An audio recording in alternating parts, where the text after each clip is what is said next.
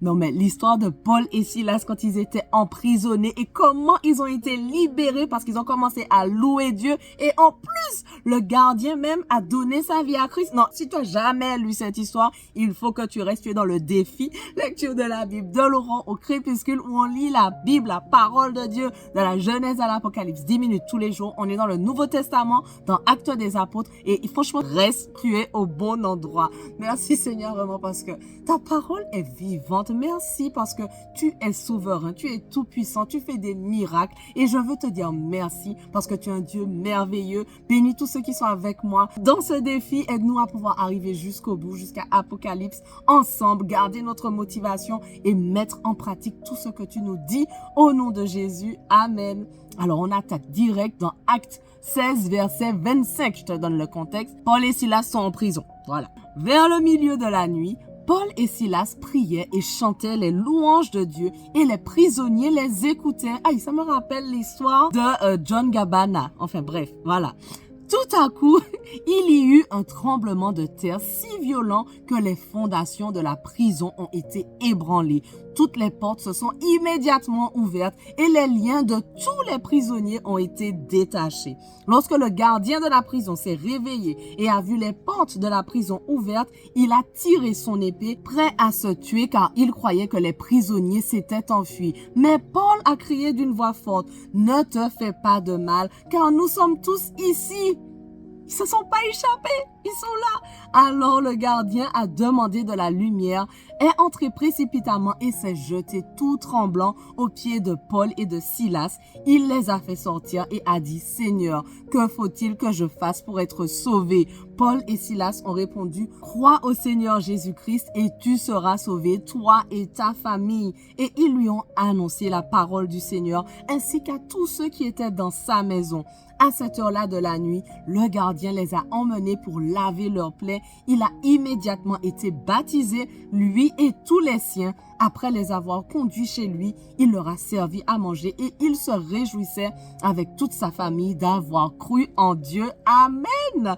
Quand il a fait jour, les juges ont envoyé leurs agents dire au gardien de la prison, relâche ces hommes. Le gardien a rapporté ces paroles à Paul. Les juges ont fait dire de vous relâcher. Sortez donc maintenant et partez dans la paix. Mais Paul a dit aux agents, après nous avoir fait battre en public et sans jugement, alors que nous sommes Romains, ils nous ont jetés en prison et maintenant, ils nous feraient sortir en secret? Il n'en est pas question qu'ils viennent eux-mêmes nous remettre en liberté. Non mais Paul, ok. Les agents ont rapporté ces paroles aux juges qui ont été effrayés en apprenant que Paul et Silas étaient romains. Ils sont venus leur présenter des excuses et les ont libérés en leur demandant de quitter la ville. Une fois sortis de la prison, ils sont entrés chez Lydie et après avoir vu et encouragé les frères et sœurs, ils sont partis. Et on va me dire que la Bible, c'est boring, c'est ennuyant. Come on! Allez, on continue. Acte 17. Paul et Silas passèrent par Amphipolis et Apollonie et arrivèrent à Thessalonique où les Juifs avaient une synagogue.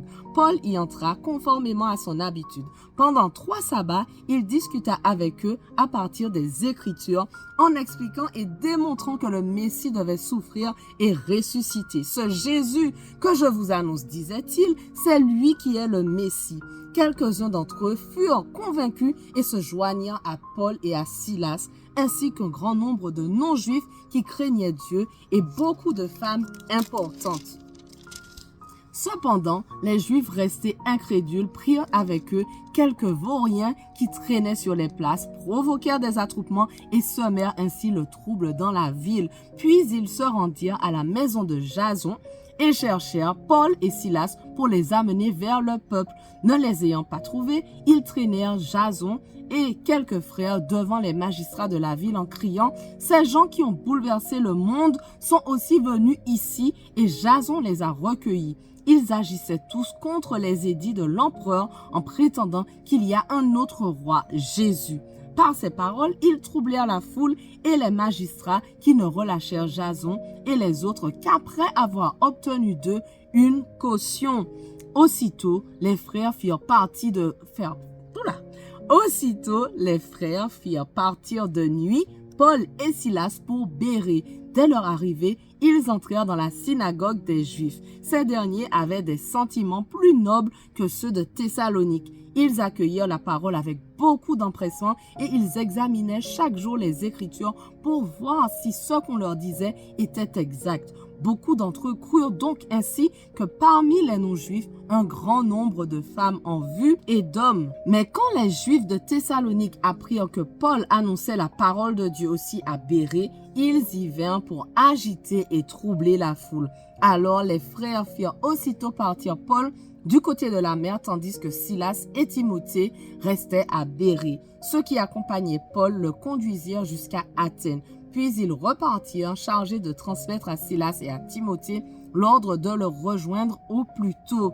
Pendant que Paul les attendait à Athènes, son esprit était profondément indigné à la vue de cette ville pleine d'idoles. Il s'entretenait donc dans la synagogue avec les Juifs et les non-Juifs qui craignaient Dieu, et chaque jour sur la place publique avec ceux qu'il rencontrait. Quelques philosophes épicuriens et stoïciens se mirent à parler avec lui. Les uns disaient « Que veut dire ce discoureur ?» D'autres, parce qu'ils annonçaient Jésus et la résurrection, disaient « Il semble qu'il annonce des divinités étrangères. » Alors ils l'attrapèrent et le conduisirent à l'aéropage en disant « Pourrions-nous savoir quel est ce nouvel enseignement que tu apportes ?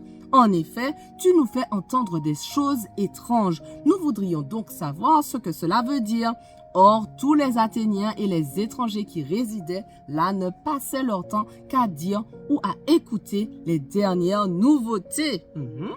Paul, debout au milieu de l'aéropage, dit « Athéniens, je vous trouve à tout point de vue extrêmement religieux. En effet, en parcourant votre ville et en examinant les objets de votre culte, j'ai même découvert un autel avec cette inscription à un Dieu inconnu. Celui que vous révérez sans le connaître, c'est celui que je vous annonce. Le Dieu qui a fait le monde et tout ce qui s'y trouve est le Seigneur du ciel et de la terre. Et il n'habite pas dans des temples faits par la main de l'homme. Il n'est pas servi par des mains humaines comme s'il avait besoin de quoi que ce soit. Lui qui donne à tous la vie, le souffle à toute chose. Il a fait en sorte que tous les peuples issus d'un seul homme habitent sur toute la surface de la terre. Et il a déterminé la durée des temps et les limites de leur lieu d'habitation. Il a voulu qu'ils cherchent le Seigneur et qu'ils s'efforcent de le trouver en tâtonnant, bien qu'il ne soit pas loin de chacun de nous. En effet, c'est en lui que nous avons la vie, le mouvement et l'être. Comme l'ont aussi dit quelques-uns de vos poètes, nous sommes aussi de sa race. Ainsi donc, puisque nous sommes de la race de Dieu, nous ne devons pas croire que la divinité ressemble à de l'or, à de l'argent ou à de la pierre sculptée par l'art et l'imagination de l'être humain. Sans tenir compte des temps d'ignorance, Dieu annonce maintenant à tous les êtres humains, partout où ils se trouvent, qu'ils doivent changer d'attitude parce qu'il a fixé un jour où il jugera le monde avec justice par l'homme qu'il a désigné. Il en a donné à tous une preuve certaine en le ressuscitant. Lorsqu'ils entendirent parler de résurrection des morts, les uns se moquèrent et les autres dirent « Nous t'entendrons là-dessus une autre fois. » Ainsi, Paul se retira du milieu d'eux. Quelques-uns cependant se joignirent à lui et crurent. Parmi eux figurait Denis, l'aéropagite, une femme du nom de Damaris et d'autres avec eux. Voilà, notre passage du jour touche déjà à sa fin, mais on continue dès demain, on ne lâche rien. Allez, sois bénis.